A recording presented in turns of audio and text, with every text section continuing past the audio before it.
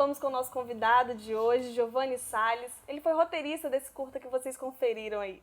Giovanni, o que me chama a atenção nesse filme é essa angústia que a Eva vive dentro daquele quarto, né? E aquele quarto é como se fosse um momento de opressão mesmo que ela vive, né? Sim, E o nome Distopia tem a ver com essa situação? sim, só tem.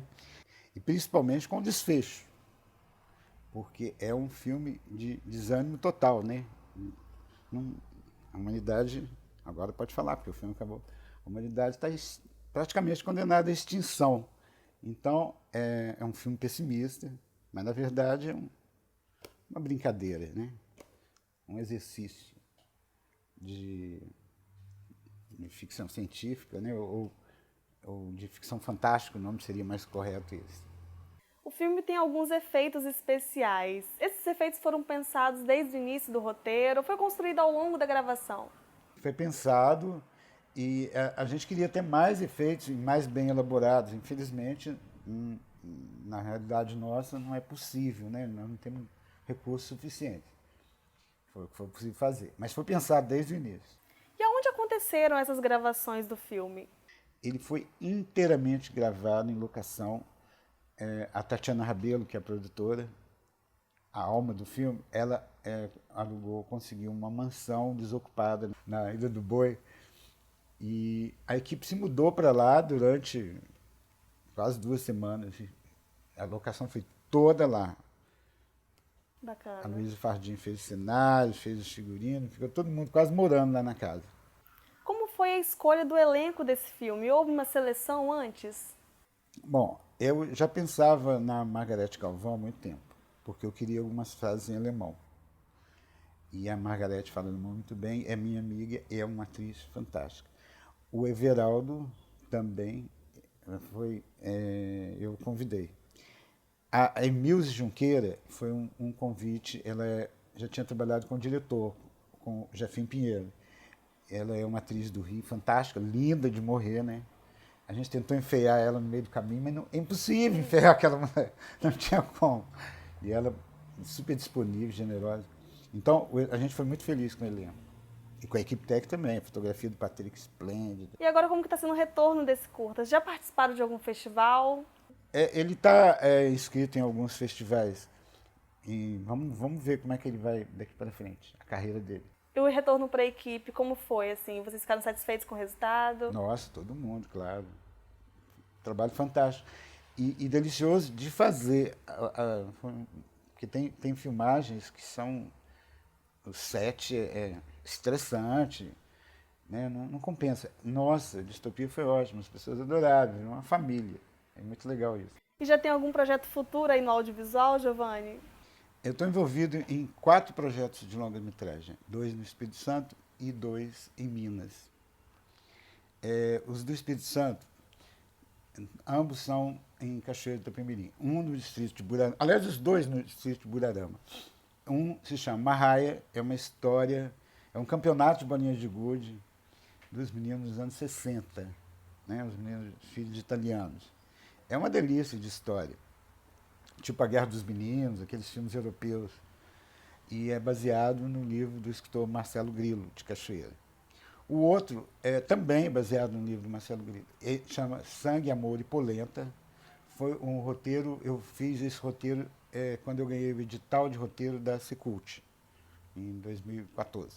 Sangue, Amor e Polenta é uma história trágica, de amor, trágica, mas também de política, e inspirada num caso real. E ela acontece durante os anos 30 da Era Vargas, quando o movimento integralista foi implantado no Espírito Santo, principalmente no interior, nas comunidades italianas, com muita força. Né? Não vou falar muito sobre isso, mas é um episódio da nossa história que merece ser mais explorado. Fora do Espírito Santo, em Minas eu tenho um longa que chama Sete Orelhas, que é a história de um bandoleiro famoso da época de Tiradentes, que cortava a orelha das pessoas, fazia um colar, uma história real. E tem um outro que passa em Congonhas do Campo, que é a história do maluco, tipo Antônio Conselheiro. É uma mistura de Macedo com Antônio Conselheiro. Chamava Feliciano Mendes. construiu o Santuário de Bom Jesus de Matozinhos, aquele que tem os profetas do Aleijadinho, aquela igreja linda de Minas. Então, é essas histórias que tem, os 4. Além de estar inserido nesse cenário audiovisual, você também é escritor, está muito ligado à literatura. Tem algum projeto de livro em andamento já? Eu tenho alguns livros publicados, mas eu entrei num projeto nos anos 90 para fazer um filme, um longa-metragem no Espírito Santo chamado Donatário. Era um projeto audacioso, na época seria o filme mais caro da história do Brasil, dirigido pelo Walter Vancini, com quem eu já trabalhava, né, no Rio, na TV Manchete.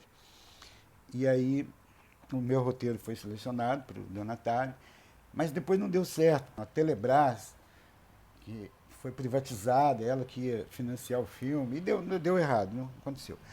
Mas para isso, eu fiquei 2 anos pesquisando para escrever esse roteiro. Até em Portugal, em Lisboa, na Torre de Tombo, tudo. E eu estava com aquele material todo guardado. E minha ideia era fazer um romance sobre aquilo, uma história.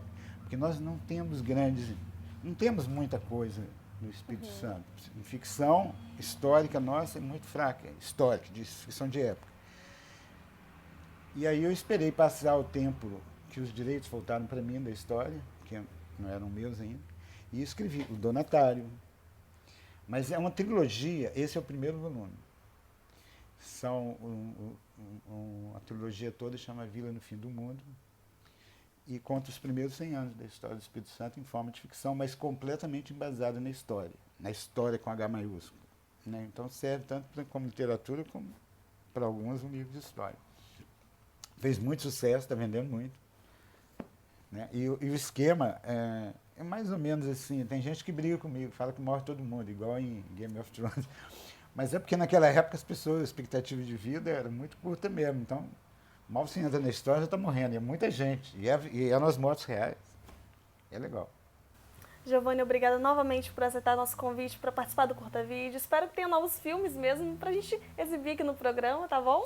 Tá bom. E tomara que o Curta Vídeo continue com força total, porque ele é muito importante para o cinema capixaba. Com certeza, muito obrigada.